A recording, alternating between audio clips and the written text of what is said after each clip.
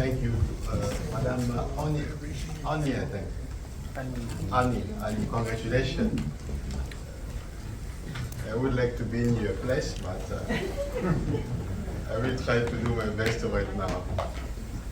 Thank you so much, Madam Laura Emond, Vice Chancellor of Bois University, Excellencies, Ambassadors of African and Caribbean countries, accredited to the United Kingdom, present here today, ladies and gentlemen, members of academic community, ladies and gentlemen, panelists, ladies and gentlemen of the African diaspora, ladies and gentlemen of African descent, distinguished member of civil society, dear friends of from the media and culture,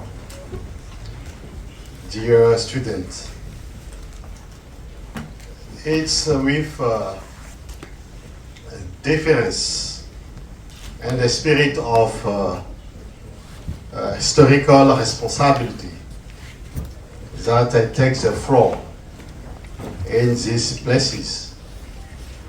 So, steeped of history, to firstly express my sincere gratitude to Bois University, to of course the president of the university also, for the facilities granted which allow the perfect organization of this conference.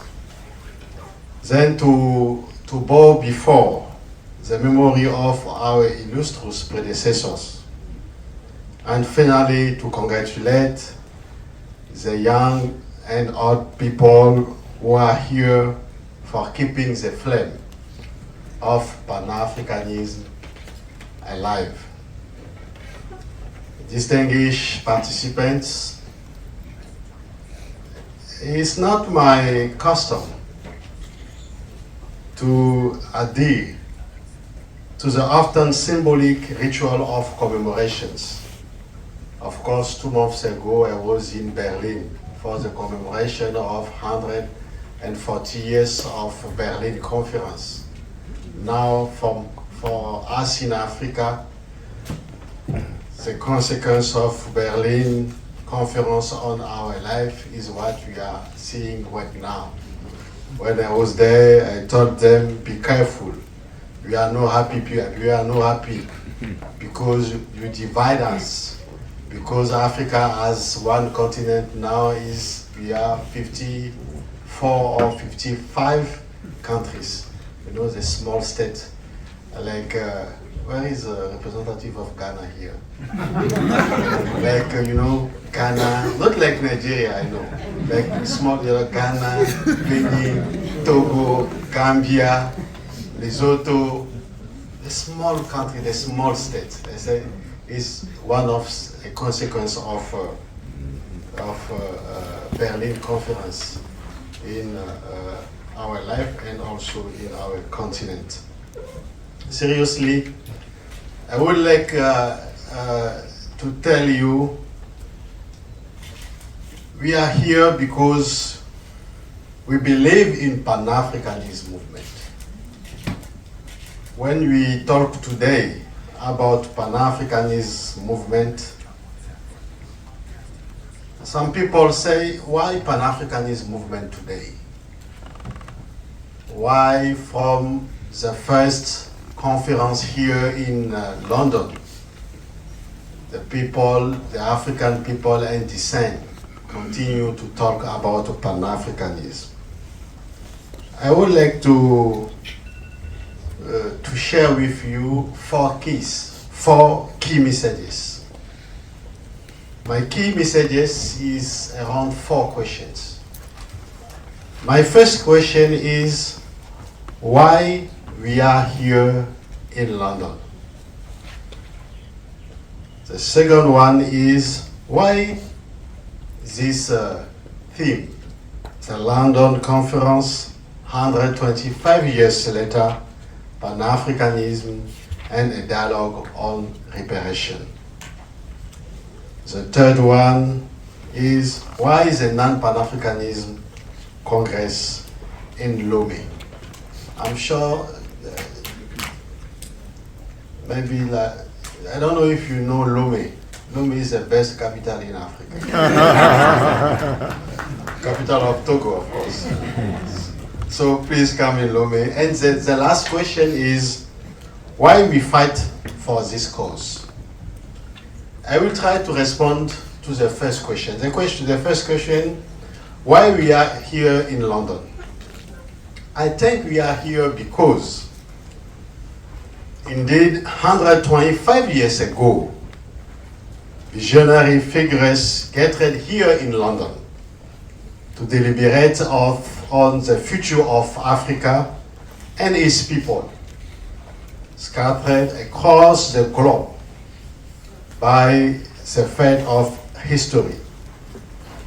The vision was clear: to unite African people, to oppose the exacerbated racism, exclusion, and oppression suffered by Africans and people of African descent.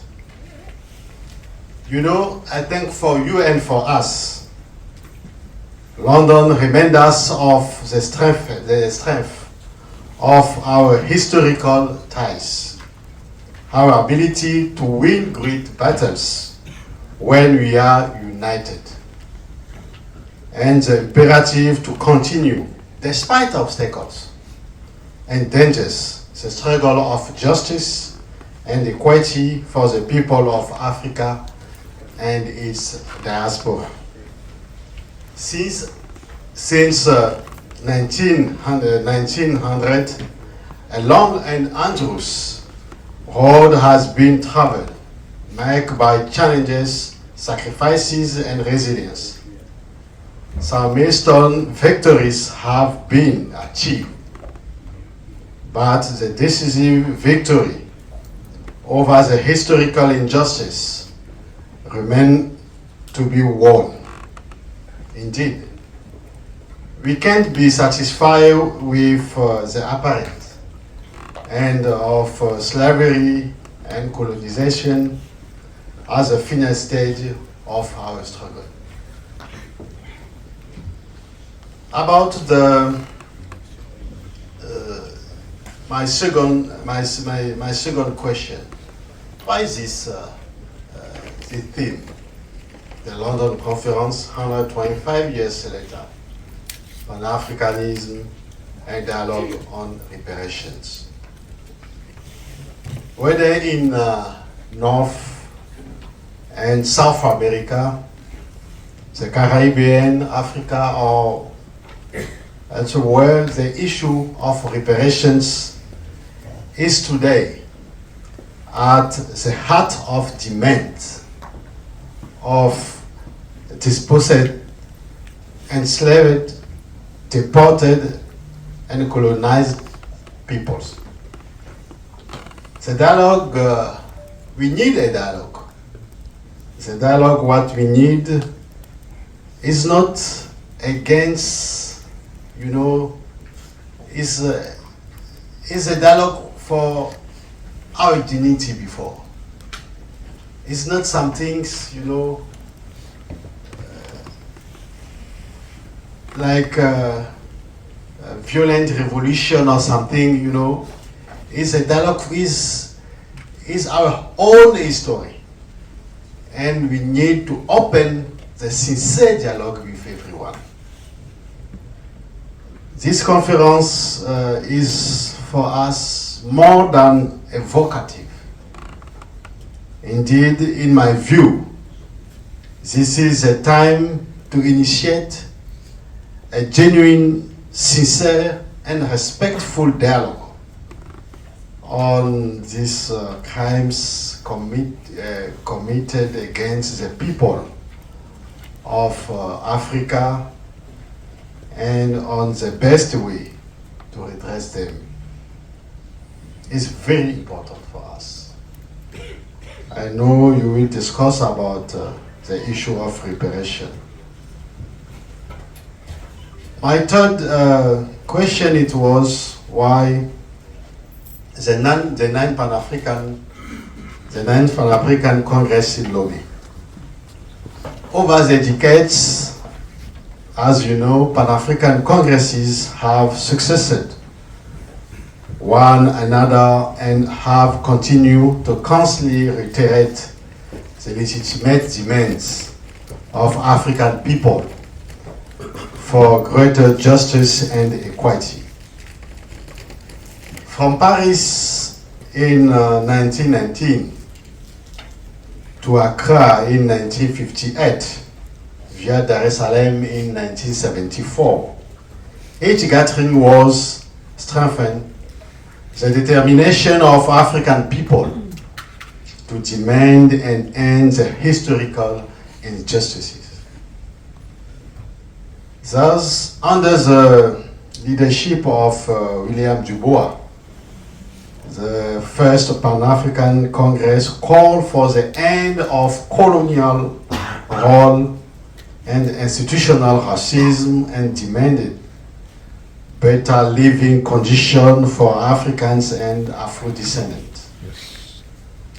At the 1921, 1923, and 1927 Congresses, as you know, demands were primarily oriented for more gradual transition and self-governance.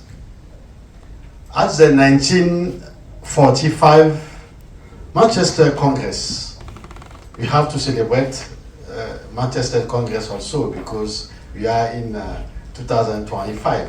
It was in 1945. A decisive turning point was recorded by the direct call for decolonization and the right of African people to self-determination.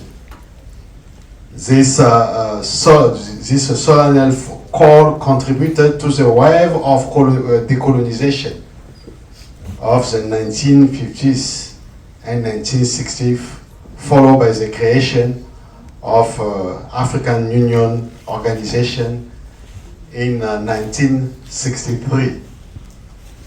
The 1974 Dar es Salaam Congress contributed in its own way to strengthening ties between independent African states and the diaspora.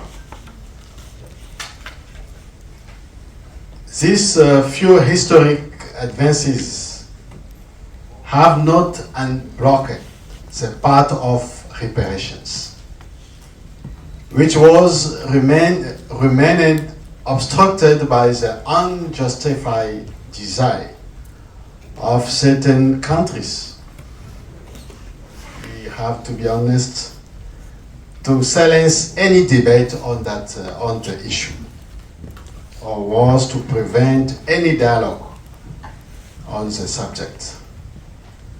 The Kampala Congresses in 1994 and Johannesburg in 2014, whatever brought the issue of reparation for slavery and colonization to the forefront.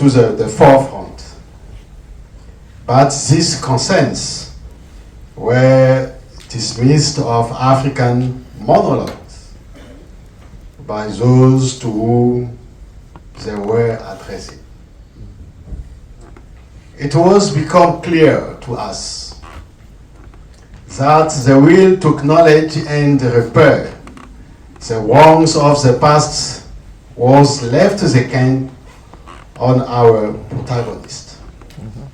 Some countries that practice slavery and colonization have chosen to wipe their feet and hands, still covered by the blood and sweat of the sons and daughters of Africa, with the rod of oblivion and contempt.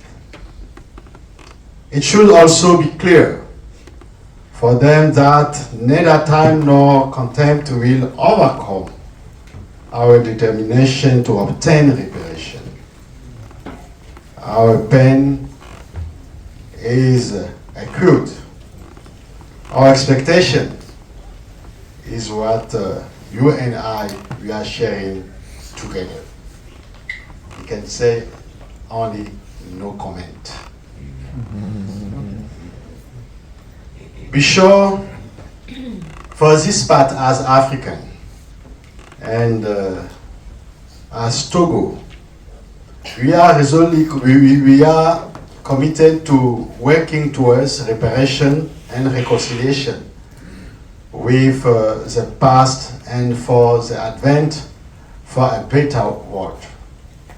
We are deeply convinced that humanity and equity for indivisible and the future of relation between our peoples can only be consolidated by on truth and justice. As you know, Togo proposed and obtained the approval of African Union, our continental organization, for the 2021-2031 decade to be declared Decade of African Roots and the African Diaspora. The African Union mandated the Togolese Republic to organize on the 9th Pan-African Congress during the last half of this year.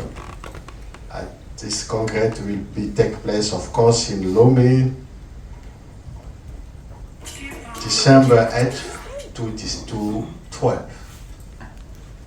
Proceeding the African Union, we choose, as you know, a theme for 2025. That theme is Justice for Africans and People of Africa Descent through Reparation. In the theme what we have this year for African Union. That's why we are talking about reparation. So the theme about reparation is very important for us, for African Union, and for everyone in African continent. The 9th Pan-African Congress, which will be held next December 8 to 12 in Lomé, on the theme Renewal of Pan-Africanism and Africans' Role in the reform of multilateral institutions, mobilizing resources and reinventing itself to act, must be an opportunity to move forward on the reparation agenda and the place of our state in global governance. Dear brothers and sisters, right now you have to know we are waiting for you in Lomé, in Togo, your country, the best one we have.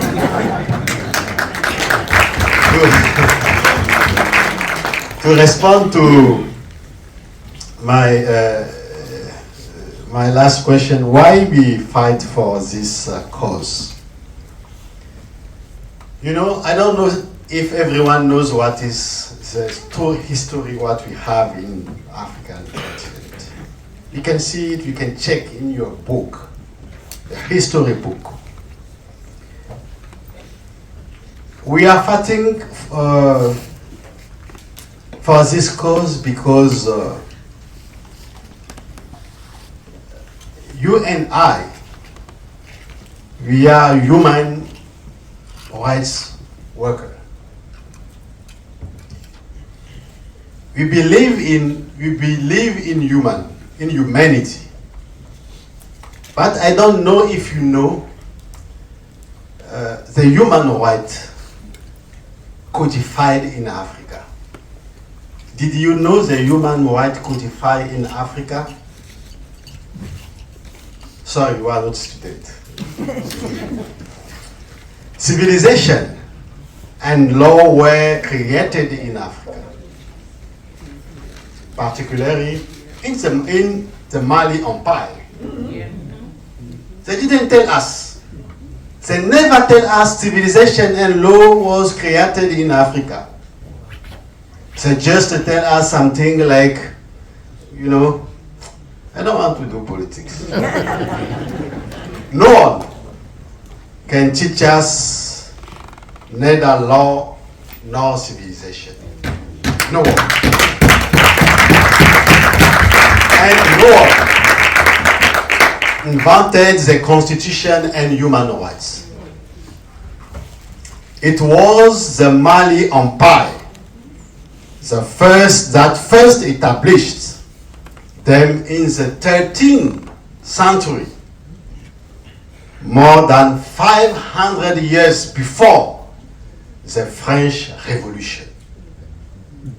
In our books they say, from French Revolution, we can talk about human rights. We say no. 13th century before, 500 years before. So it was 13th century when the Mali Empire established the human rights constitution. It's we have to know, and we have to teach that truth to our students. Of course, it was the name of this charter. The name of this constitution was the Charter of Mandin. The charter, it was the Charter of Mandin, which was solemnly proclaimed in 1236 on the occasion of the enthronement of the Emperor of Mali. His name is not Madame Laura, his name is Sundiata Keita. Sure. This charter laid down the basic principles for the governance of the new Mali Empire. As you know, it consisted as 44 articles, which allows the social life of the empire to be organized in depth with issues such as social peace, education, food security, etc., etc. The Mandin, the Mandin Charter is very modern, yet is one of the oldest constitution in the world. I thought it only exists in oral form. It was inscribed on the UNESCO World Heritage list in 2009, demonstrating its historical and cultural importance of the whole world. The Mali Empire no longer exists, but the word of this charter and the rights associated with it are still passed down orally from generation to generation in a highly codified form. One of the articles of this charter reads, "No life is superior to another." It was in 13th century. The Mali Empire says, no life is superior to another. 5 centuries later, the same sentence became the French Declaration, all men are born free and equal and rights. Where we can find the original? The original, it was in Empire, is Empire of Mali. The original is not in French Constitution. Thank you so much.